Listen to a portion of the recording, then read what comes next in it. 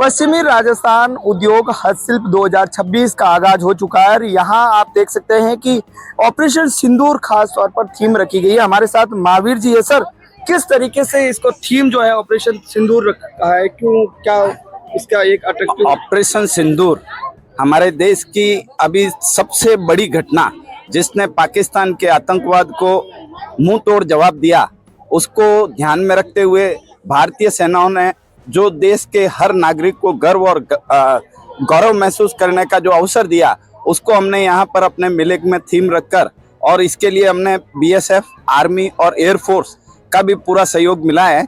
BSF ने अपने real arms यहाँ पर डिस्प्ले के लिए आम युवाओं को देखने के लिए लगाए, किस तरह से वो आयुध काम लिए जाते हैं, इसकी पूरी जानकारी दे रहे हैं।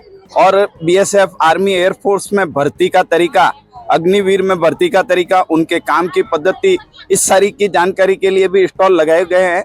और जितने भी सांस्कृतिक कार्यक्रम आयोजित किए जा रहे हैं, वे भी हमारे राष्ट्र गौरव को बढ़ाने वाले, हमारी सेनाओं के मान सम्मान को बढ़ाने वाले, सेनाओं के प्रति आम आदमी की जागरूकता बढ़ाने वाले हैं।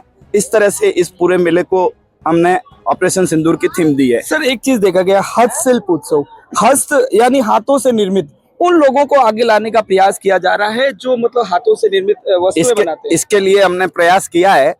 हमने करीब 40 लाइव स्टॉल लगाए हैं, जिसमें जो हथकरघा काम करने वाले हैं उनको स्थान दिया है, और अधिकतम को आर्टिजन्स को वह स्थान डीसी हैंडीक्राफ्ट द्वारा निःशुल्क दिया गया है, ताकि वे अपने उत्पाद को वहां पे बनाकर आम युवा को प्रेरित कर सके कि वे इस तरह के काम में आगे बढ़ सकें। दूसरा, हमने जो राजस्थान सरकार की बहुत महत्वपूर्ण योजना है पंच गौरव, उसमें भी हस्तशिल्प से रिलेटेड हर जिले का एक ना एक उत्पाद दिया गया है।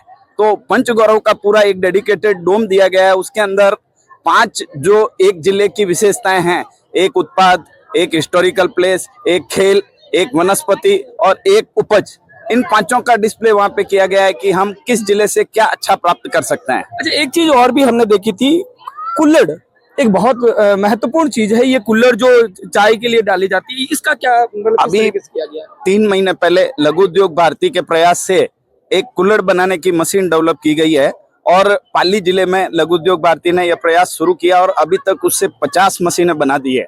और उस मशीन का काम जब शुरू हुआ, हमारे केंद्र सरकार के रेल मंत्री अश्विनी जी वैष्णव स्वयं उस प्रोजेक्ट को देखने गए, और उन्होंने घोषणा की कि हमारे पाली, जोधपुर रेलवे स्टेशनों के ऊपर अधिक से अधिक कुल्हड़ का उपयोग करे। इस तरह का डायरेक्शन उन्होंने रेलवे विभाग को भी दिया है। जो कुल्हड़ मशीन बनाई गई है वो बहुत ही नॉमिनल कॉस्ट, करीब 3-3.5 लाख की मशीन है, और उसके अंदर रोजाना 8 से 10 हजार कुल्हड़ बनाए जा सकते हैं।